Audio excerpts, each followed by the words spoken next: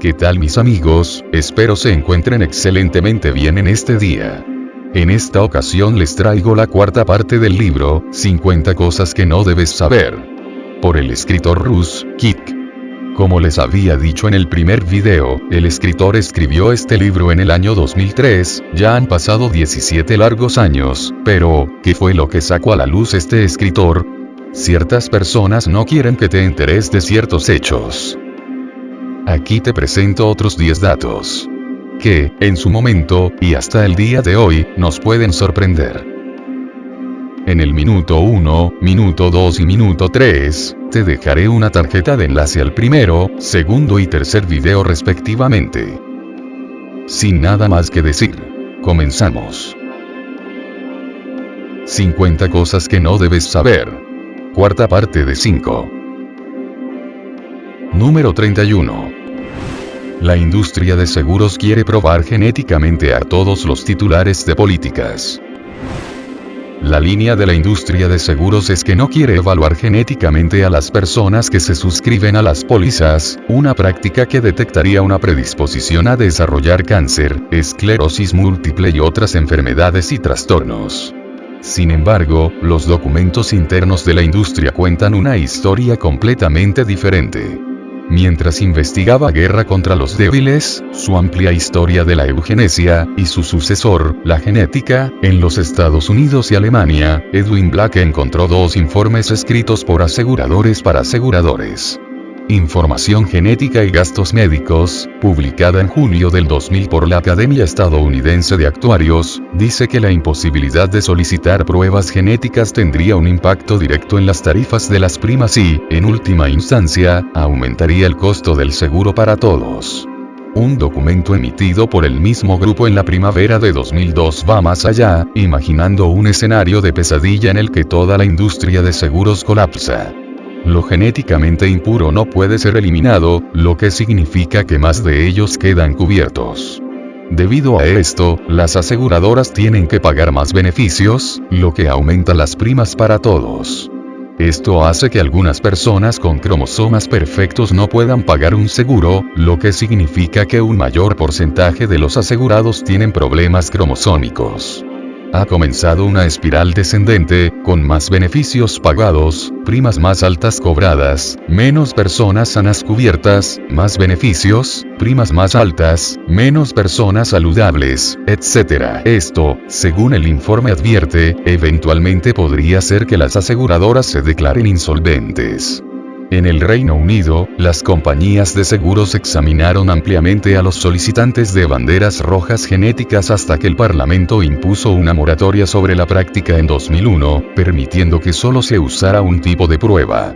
Las compañías británicas argumentan que irán a la quiebra si la prohibición no se levanta pronto. Basándose solo en esto, es ridículo que la industria de seguros de Estados Unidos afirme que no espera utilizar estas pruebas. Con el destino de la raqueta de seguro supuestamente pendiente, ¿cuánto tiempo puede pasar antes de que el examen genético sea obligatorio al solicitar cobertura de salud o de vida? Número 32. Fumar causa otros problemas además del cáncer de pulmón y enfermedades del corazón. El hecho de que fumar cause enfermedades pulmonares y cáncer oral no es exactamente una noticia, y solo los ejecutivos de la industria tabacalera expresarían con fingimiento la conmoción al ser informados. Pero los cigarrillos pueden provocar una gran cantidad de problemas relacionados con todos los sistemas de su cuerpo lleno de alquitrán, y la mayoría de las personas no lo saben. Cigarrillos. Del libro del Consejo Americano de Ciencia y Salud. Lo que la etiqueta de advertencia no le dice es el primer vistazo completo a la evidencia médica de todos los tipos de daños provocados por fumar. Con referencia a más de 450 artículos de revistas médicas y revisados por 45 expertos, principalmente médicos y doctores, si este libro no lo convence de dejar de fumar, nada lo hará. Entre algunas de las cosas que hacen los palos de cáncer son: 1. Además de los cánceres de cabeza, cuello y pulmones, los cigarros están especialmente relacionados con los cánceres de vejiga, riñón, páncreas y cuello uterino. La evidencia más reciente está agregando leucemia y cáncer colorectal a la lista. Estudios recientes también han encontrado al menos una duplicación del riesgo entre los fumadores de cánceres de vulva y pene, así como un riesgo 8 veces mayor de cáncer anal para los hombres y un riesgo 9 veces mayor para las mujeres. 2. Fumar destruye la capacidad de flujo de la sangre, lo que resulta en un riesgo 16 veces mayor de enfermedad vascular periférica. Esto desencadena dolor en las piernas y los brazos, lo que a menudo conduce a la incapacidad para caminar y, en algunos casos, a la gangrena o la amputación. El 76% de todos los casos son causados por fumar, más que por cualquier otro factor, como diabetes, obesidad y presión arterial alta. 3. Los fumadores tienen al menos 2 o 3 veces más probabilidades de desarrollar la angustia de la psoriasis. Incluso si eso no sucede, se verán viejos antes de tiempo. El American Council nos dice que los fumadores de 40 años tienen arrugas faciales similares a las de los no fumadores de 60 años. 4. Los fumadores requieren más anestesia para la cirugía, y se recuperan mucho más lentamente. De hecho, las heridas de todo tipo tardan más en sanar para los fumadores. 5.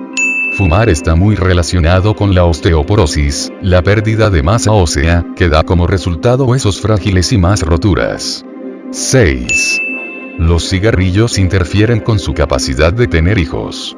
Las tasas de fertilidad de las mujeres que fuman son aproximadamente un 30% más bajas que las de las no fumadoras. Aumenta los riesgos de aborto espontáneo, muerte fetal, parto prematuro, bajo peso al nacer, subdesarrollo y paleta hendida. Si su hijo puede sobrevivir fuera del útero, tendrá un riesgo muy elevado de muerte en la cuna, alergias y discapacidad intelectual. 7. Fumar también tiene un número importante de espermatozoides, lo que resulta en células más deformadas, menos capacidad de nadar, cargas más pequeñas y una disminución drástica en el número total de los pequeños muchachos. La población más grande de espermatozoides deformes probablemente aumenta el riesgo de abortos espontáneos y defectos de nacimiento, por lo que incluso si mamá no fuma, papá podría causar problemas. Además, debido a que fumar perjudica el flujo sanguíneo, los fumadores masculinos tienen al menos el doble de probabilidades de no poder levantarse. 8. La depresión, ya sea vista como un rasgo, un síntoma o un trastorno diagnosticable, está sobrerepresentada entre los fumadores. Desafortunadamente, no está claro cómo se relacionan los dos. ¿Fumar causa depresión o la depresión conduce a fumar? O, lo más probable, se alimentan los dos en un círculo vicioso. 9. Los fumadores experimentan una pérdida auditiva repentina en un promedio de 16 años antes que los no fumadores. 10. Los fumadores y exfumadores tienen un mayor riesgo de desarrollar cataratas, movimientos oculares anormales, inflamación del nervio óptico, ceguera permanente por falta de flujo sanguíneo y la forma más grave de degeneración macular. 11. La iluminación aumenta la placa, la enfermedad de las encías y la pérdida de dientes. 12. También hace que sea más probable que desarrolle diabetes, úlceras estomacales, pólipos de colon y enfermedad de Crohn. 13. Fumar destruye el sistema inmunitario de innumerables maneras, con el resultado general de que eres más susceptible a enfermedades y alergias. Y 14. No olvidemos que el humo de segunda mano tiene efectos horribles en el 42% estimado de niños pequeños y bebés que se ven obligados a inhalarlo en sus hogares. Según la Agencia de Protección Ambiental, EPA, el tabaquismo pasivo de los niños, como se le llama, da como resultado cientos de miles de casos de bronquitis, neumonía, infecciones del oído y asma empeorada.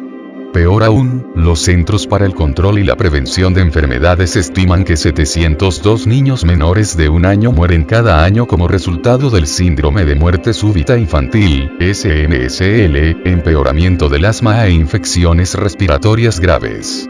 Es muy sorprendente notar que fumar puede tener algunos beneficios para la salud. Debido a que reducen los niveles de estrógeno de las mujeres, los cigarrillos pueden provocar menos endometriosis y otras afecciones relacionadas con la hormona. Fumar también disminuye el riesgo de desarrollar osteoartritis en las rodillas, tal vez porque la flexibilidad de los huesos delgados le quita algo de presión al cartílago. y debido a que aumenta los niveles de dopamina, ayuda a prevenir la enfermedad de Parkinson. Por supuesto, estos beneficios parecen ser los efectos secundarios de los peligros del tabaquismo, por lo que la compensación apenas parece valer la pena. Número 33. Heridas de vacas que producen leche están vivas con el virus de leucemia bovina. El virus de la leucemia bovina es un microbio que causa cáncer en el ganado. ¿Cuántas vacas lo tienen? El Departamento de Agricultura de los Estados Unidos informa que, en todo el país, el 89% de los rebaños contienen vacas con el virus de la leucemia bovina. La región más infectada es el sudeste, donde el 99% de los rebaños tienen el virus que causa el tumor. En algunos rebaños de todo el país, casi todos los animales están infectados. Un estudio de 1980 en Canadá descubrió una tasa más baja, pero nada tranquilizadora del 40%. El virus de la leucemia bovina se transmite a través de la leche. Dado que la leche de todas las vacas de un rebaño se mezcla antes del procesamiento, incluso si una sola vaca está infectada, toda la leche de ese rebaño tendrá el virus de la leucemia bovina nadando en ella.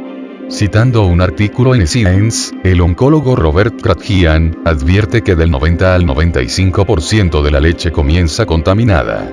Por supuesto, la pasteurización, cuando se hace de la manera correcta, mata al virus de la leucemia bovina, pero el proceso no es perfecto. Y si bebe leche cruda, lo más probable es que esté tragando el virus de la leucemia bovina.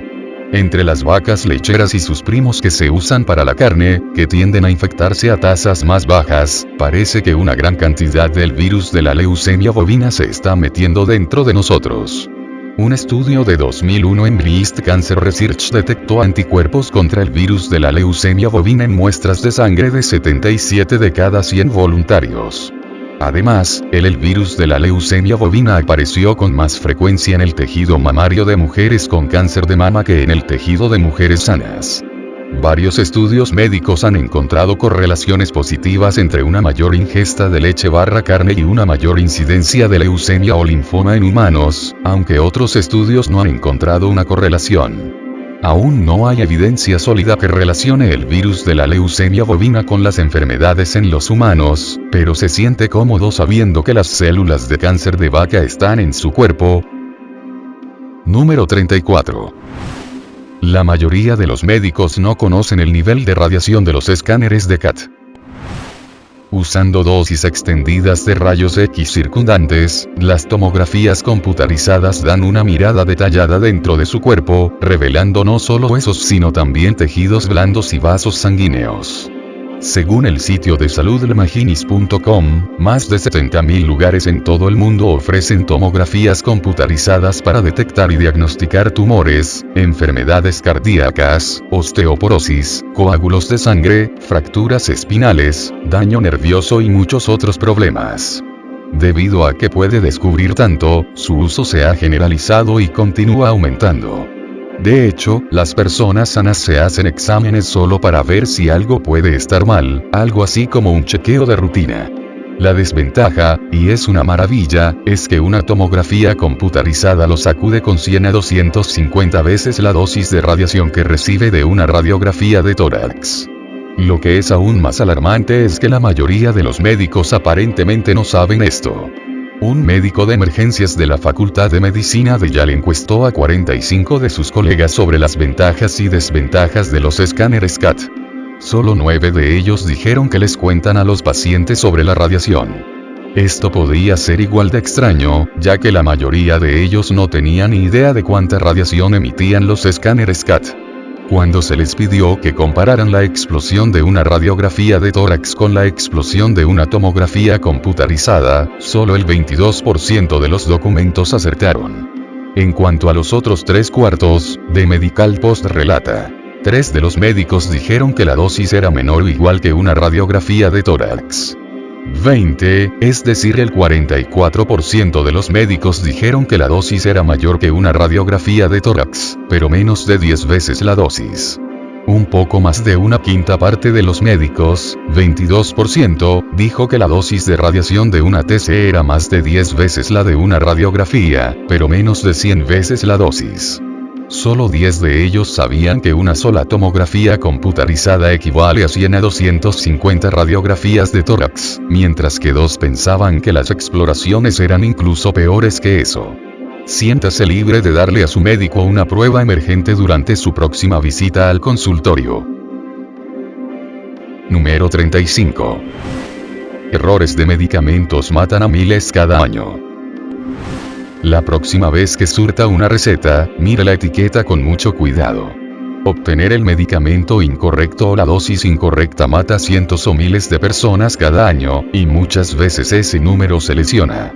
El periodista de salud renegado Nicolás Regush, un exiliado autoimpuesto de ABC News, ofrece una larga lista de problemas específicos. Mala escritura a mano. Órdenes verbales. Órdenes ambiguas. Errores de prescripción. Falta de redacción de órdenes. Usos no aprobados. Cuando el pedido no se modifica o cancela. Nombres de drogas parecidos y sonoros. Abreviaturas peligrosas. Sistemas defectuosos de distribución de drogas en el hospital. No leer la etiqueta o mal etiquetado. Falta de conocimiento sobre drogas. Falta de conocimiento sobre la dosis adecuada. Falta de conocimiento sobre la vía de administración. Hasta el hastío. Después de entregar los certificados de defunción, el profesor de sociología David Phillips, experto en estadísticas de mortalidad, determinó que los errores de drogas matan a 7.000 personas cada año en los Estados Unidos. Su estudio fue publicado en The Lancet, probablemente la revista médica más prestigiosa del mundo. El Instituto de Medicina, una rama de las Academias Nacionales de Ciencia, también estimó 7.000. Curiosamente, la Administración de Drogas y Alimentos publicó la cifra baja de 365 anualmente, una por día. Pero incluso la FDA admite que ese tumulto daña a 1.3 millones de personas cada año. New York Newsday citó varios casos específicos, tales como: en 1995, un médico de Texas escribió una receta ilegible que causaba que el paciente recibiera no solo la medicación incorrecta, sino que en 8 veces la fuerza recomendada del medicamento. El paciente, Ramón Vázquez, murió en 1999, un tribunal ordenó al médico y a la farmacia que pagaran a la familia del paciente un total de $450,000, la mayor cantidad otorgada en un caso de prescripción ilegible. Además, los nombres de drogas que suenan similares son otro gran culpable. Las compañías farmacéuticas incluso han comenzado a advertir a los profesionales médicos que tengan cuidado con los nombres de sus productos. En un ejemplo típico, Celebrex, Cerevix, Celexa y Ciprex a veces se confunden. Respectivamente, se usan para tratar la artritis, las convulsiones, la depresión y la psicosis. Según Ued, M.D. Bruce Lambert, profesor asistente de Administración de Farmacias en la Universidad de Illinois en Chicago, dice que hay 100.000 combinaciones potenciales de nombres de medicamentos, eso podría confundirse. Número 36. Medicamentos recetados matan más de 100.000 anualmente. Incluso más alto que el número de personas que mueren por errores de medicación es el número de personas que mueren por medicación, punto.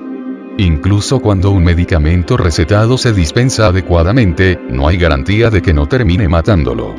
Un estudio notable en el Journal of the American Medical Association reveló que los medicamentos recetados matan a unas 106.000 personas en los Estados Unidos cada año, lo que clasifica a los medicamentos recetados como la cuarta causa principal de muerte. Además, cada año se registran 2.216.000 reacciones adversas graves a los medicamentos, definidas como aquellas que requirieron hospitalización, fueron incapacitantes permanentes o causaron la muerte. Los autores de este estudio de 1998 realizaron un metaanálisis en 39 estudios anteriores que abarcaban 32 años. Se eliminaron factores como errores de medicación, abuso de medicamentos recetados y reacciones adversas que no se consideran graves. Además, el estudio incluyó solo a personas que habían sido hospitalizadas debido a reacciones a medicamentos o que experimentaron reacciones mientras estaban en el hospital. no se incluyeron las personas que murieron de inmediato, y, por lo tanto, nunca fueron al hospital, y aquellas cuyas muertes no se debieron a los medicamentos recetados, por lo que la cifra real es probablemente mayor. 4 años después, otro estudio en Journal of the American Medical Association advirtió: la exposición del paciente a nuevos medicamentos con efectos tóxicos desconocidos puede ser extensa. Casi 20 millones de pacientes en los Estados Unidos tomaron al menos uno de los 5 medicamentos retirados del mercado entre septiembre de 1997 y septiembre de 1998. 3 de estos 5 medicamentos eran nuevos y llevaban en el mercado menos de 2 años. Se ha informado que 7 medicamentos aprobados desde 1993 y posteriormente retirados del mercado posiblemente contribuyen a 1.002 muertes. Al examinar las advertencias añadidas a las etiquetas de los medicamentos a lo largo de los años, los autores del estudio encontraron que de las nuevas entidades químicas aprobadas entre 1975 y 1999, el 10% adquirió una nueva advertencia de recuadro negro o se retiró del mercado en 2000. Utilizando algún tipo de debido al proceso estadístico, estiman que la probabilidad de que un nuevo medicamento adquiera advertencias de recuadro negro o sea retirado del mercado durante 25 años fue del 20%. Una declaración publicada por uno de los coautores del estudio, Sidney Wolfe, MD, director del Grupo de Estudios de Salud del Ciudadano Público, advirtió: en 1997, 39 nuevos medicamentos fueron aprobados por la FDA. A partir de ahora, mayo de 2002, 5 de ellos, Resulin, Posicor, Duract, Raxar y Bicol, han sido retirados del mercado y otros 2, Terovan, un antibiótico y Orgaran, un anticoagulante, han recibido nuevas advertencias. Por lo tanto, 7 medicamentos aprobados ese año, 18% de los 39 medicamentos aprobados, ya se retiraron o tuvieron una advertencia de recuadro negro en solo 4 años después de la aprobación.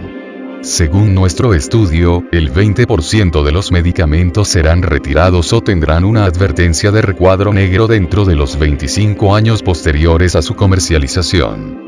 Los medicamentos aprobados en 1997 ya casi han logrado esto en solo 4 años, con 21 años por delante. ¿Cómo sucedió esto?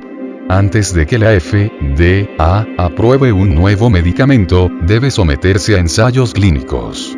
Sin embargo, estos ensayos no son realizados por la FDA, sino que los realizan las propias compañías farmacéuticas. Estos ensayos a menudo usan relativamente pocos pacientes, y generalmente seleccionan a los pacientes con mayor probabilidad de reaccionar bien al medicamento. Además de eso, los ensayos son a menudo por un corto periodo de tiempo, semanas, a pesar de que los usuarios del mundo real pueden estar tomando un medicamento durante meses o años a la vez. El Dr. Wolfe señala que incluso cuando aparecen efectos adversos durante los ensayos clínicos, los medicamentos a veces se liberan de todos modos, y terminan siendo retirados del mercado debido a esos mismos efectos adversos. El informe posterior a la comercialización de los efectos adversos no es mucho mejor. La FDA ejecuta un programa para recopilar informes de problemas con medicamentos, pero el cumplimiento es voluntario. La estimación generalmente aceptada en la comunidad médica es que un 10% de los casos individuales de efectos adversos se informan a la FDA, lo que significaría que el problema es 10 veces peor de lo que creemos actualmente. Las drogas no se liberan cuando se ha demostrado que son seguras. Son liberados cuando suficientes burócratas de la FDA, muchos de los cuales han trabajado para las compañías farmacéuticas o trabajarán para ellos en el futuro, pueden estar convencidos de que es un poco seguro. Básicamente, el uso de medicamentos recetados por el público en general puede verse como ensayos clínicos generalizados a largo plazo para determinar su verdadera seguridad. Todos somos conejillos de indias. Número 37. El trabajo mata a más personas que la guerra. La Organización Internacional del Trabajo de las Naciones Unidas ha revelado algunas estadísticas horribles. La Organización Internacional del Trabajo estima que aproximadamente 2 millones de trabajadores pierden la vida anualmente debido a lesiones y enfermedades profesionales, con accidentes que causan al menos 350.000 muertes al año. Por cada accidente fatal, se estima que hay 1.000 lesiones no fatales, muchas de las cuales resultan en pérdida de ingresos, discapacidad permanente y pobreza. El número de muertos en el trabajo, en gran parte atribuible a prácticas laborales inseguras, equivale a la muerte de 5.000 trabajadores por día, 3 personas por minuto. Esto es más del doble de la cifra de muertes por guerra, 650.000 muertes por año. Según el programa Safe de la Organización Internacional del Trabajo, el trabajo mata a más personas que el alcohol y las drogas juntas y la pérdida resultante del Producto Interno Bruto es 20 veces mayor que toda la asistencia oficial para el desarrollo de los países en desarrollo. Cada año, 6.570 trabajadores estadounidenses mueren a causa de lesiones en el trabajo, mientras que 60.225 se encuentran con su creador debido a enfermedades profesionales. Mientras tanto, 13.2 millones resultan heridos y 1.1 millón desarrollan enfermedades que no los matan. En un día promedio, 2 o 3 trabajadores son asesinados a tiros, 2 caen a la muerte, 1 muere después de ser atropellado por un vehículo, y 1 es electrocutado. Cada año, alrededor de 30 trabajadores mueren por insolación, y otros 30 caducan por monóxido de carbono. Aunque los trabajadores manuales enfrentan muchos de los peligros más obvios, los esclavos en oficinas o tiendas deben lidiar con el aire tóxico, la violencia en el lugar de trabajo, los accidentes de tránsito y, especialmente para los trabajadores de la salud, enfermedades transmisibles. La Administración de Seguridad y Salud Ocupacional advierte que el aire interior venenoso en lugares de trabajo no industriales causa miles de muertes por enfermedades cardíacas y cientos de muertes por cáncer de pulmón cada año. Pero bueno, todos tienen que irse alguna vez, ¿verdad? Y dado que pasamos gran parte de nuestras vidas en el lugar de trabajo, es lógico que ocurran muchas muertes, o al menos se ponen en movimiento, en el trabajo. Esta explicación ciertamente es cierta hasta cierto punto, pero no excusa todas esas muertes. La Organización Internacional del Trabajo dice que la mitad de las muertes en el lugar de trabajo son evitables. En A Job to Die For, Lisa Cullen escribe: en el lugar de trabajo, ocurren pocos accidentes reales porque se conoce el entorno y las operaciones. Por lo tanto, se pueden identificar los peligros. Cuando se pueden prever daños por esos peligros, se pueden prevenir accidentes. Número 38. La tasa de suicidio es mayor entre los mayores. Si juzga por los medios de comunicación y los programas de educación pública, podría inclinarse a pensar que los adolescentes y los adultos jóvenes, de 15 a 24 años, son el grupo de edad con mayor probabilidad de suicidarse. En realidad, tienen la segunda tasa más baja de suicidio. La tasa más baja absoluta es entre los niños de 5 a 14 años. Los niños más jóvenes aparentemente son incapaces de elegir conscientemente terminar con sus vidas. Son los ancianos, con diferencia, quienes tienen la tasa más alta de suicidio. En los Estados Unidos, de cada 100.000 personas de 75 a 79 años, 16.5 se suicidan.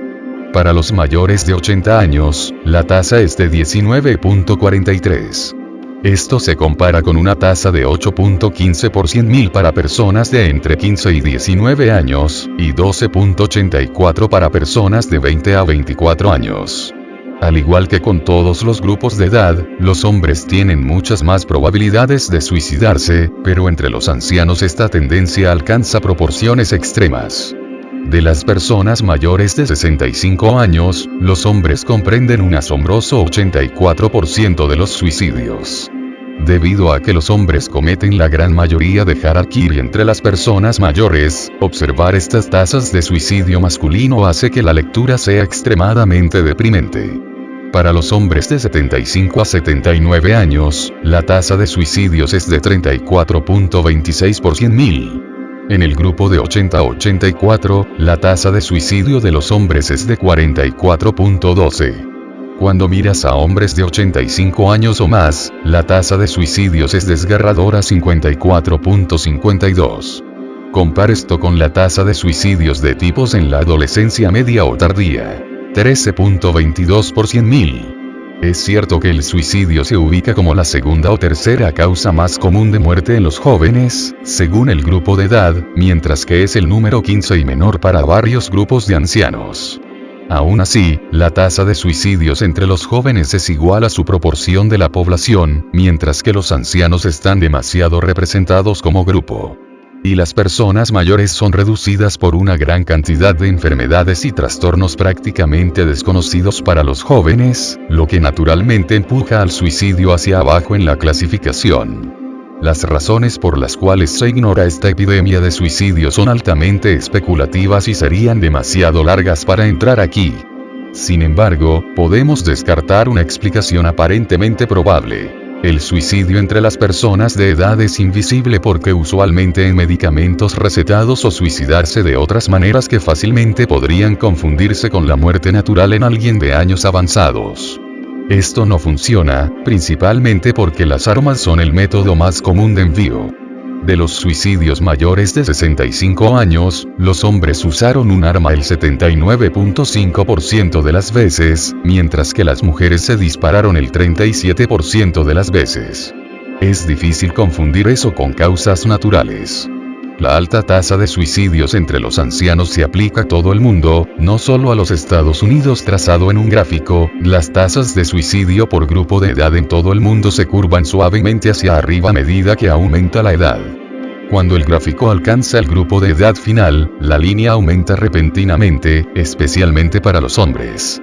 En todo el mundo, los hombres de 75 años o más tienen una tasa de suicidio de 55.7 por 100.000, mientras que las mujeres en el mismo grupo de edad tienen una tasa de 18.8. Esta tasa para los hombres mayores es casi 3 veces la tasa global para los hombres de 15 a 24 años, mientras que la tasa para las mujeres mayores es muy superior al triple para las jóvenes en ese grupo de edad. Número 39. Para las personas de bajo riesgo, un resultado positivo de una prueba de VIH está mal la mitad del tiempo. Aunque se ha avanzado mucho en la mejora de la duración y la calidad de vida de las personas con SIDA, obtener un resultado positivo de una prueba de VIH aún debe ser una de las peores noticias que una persona puede obtener. No es raro que las personas se suiciden justo después de escuchar los resultados, y aquellos que no se suicidan seguramente pasan por todo tipo de angustia mental. Pero la precisión de estas pruebas es menor de lo que generalmente se cree.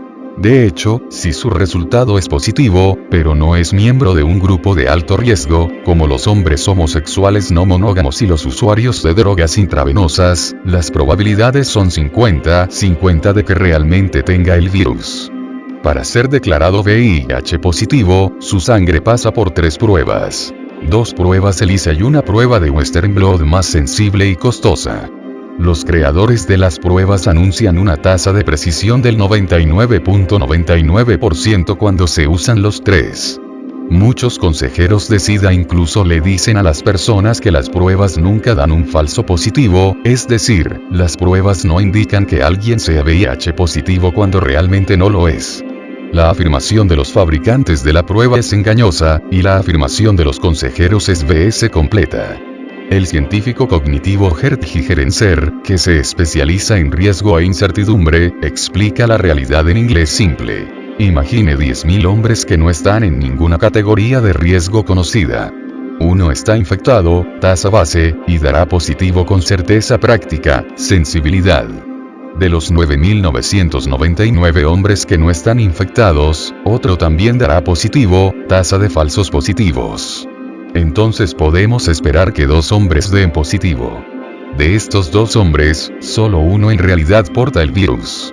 Entonces, si eres un hombre de bajo riesgo que da positivo, las posibilidades son incluso lo mismo que un lanzamiento de moneda, que el resultado sea correcto. Es muy recomendable que realice las pruebas nuevamente y nuevamente.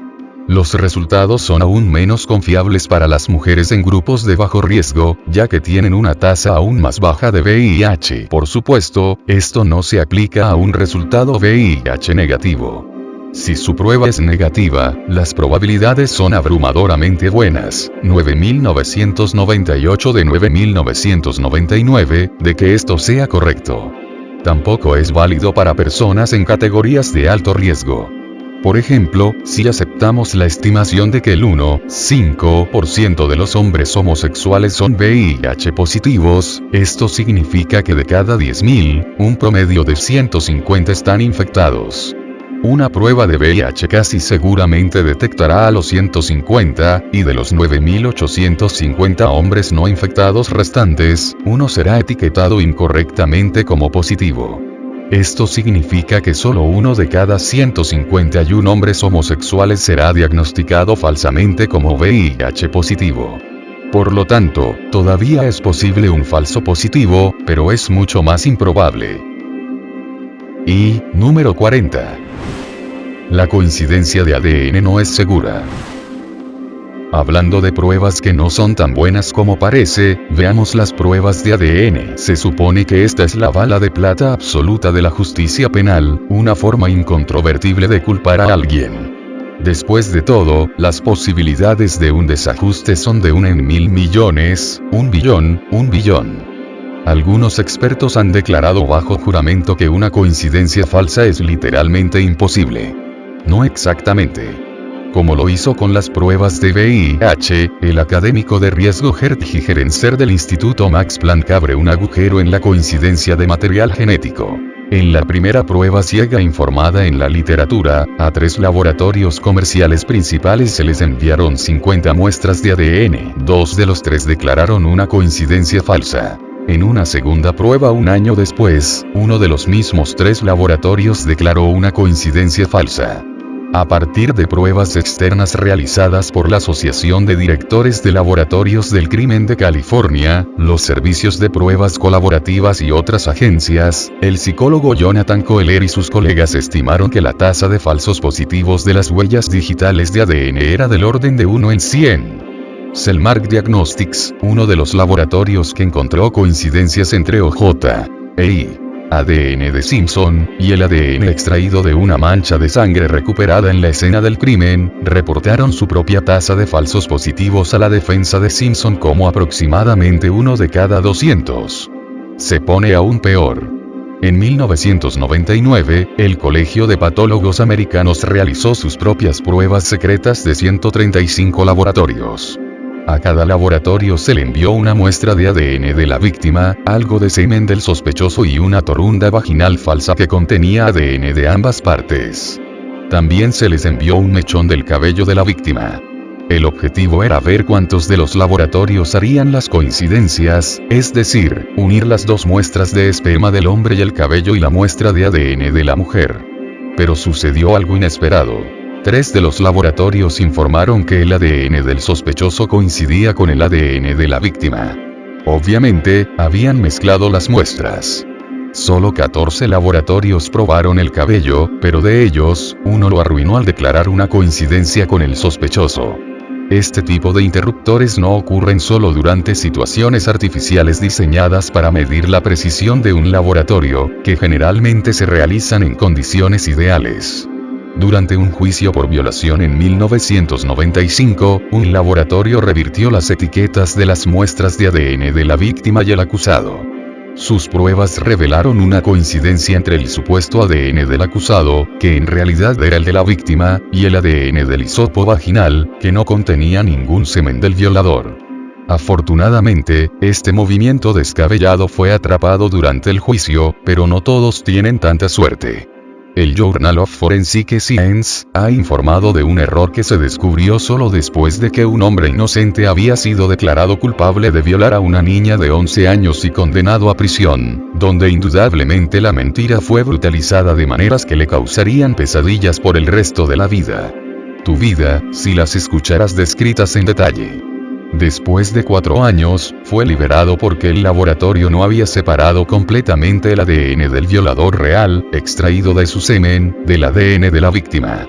Cuando los 2 se arremolinaron, coincidieron de alguna manera con el del pobre bastardo cuyos 11 testigos cuartales no lograron influir en el jurado. Pero cuando el ADN del semen se comprobó correctamente, era indudable que no existía una coincidencia. Si bien la mayoría de las coincidencias falsas son el resultado de un error humano, otros factores entran en juego. Algunas técnicas de prueba son más definitivas que otras. En el caso de un hombre inocente, Josiah Sutton, declarado culpable de violación basada principalmente en pruebas de ADN, el profesor de criminología William C. Thompson dijo: si la policía escogiera a 2 hombres negros de la calle, las posibilidades de que uno de ellos tuviera el perfil de ADN que coincidía con la muestra de semen y con el perfil de Sutton es mejor que 1 de cada 8. Además, no debemos olvidarnos de la corrupción. En algunos casos conocidos, los analistas de ADN han tergiversado, es decir, mentido sobre sus hallazgos para obtener condenas.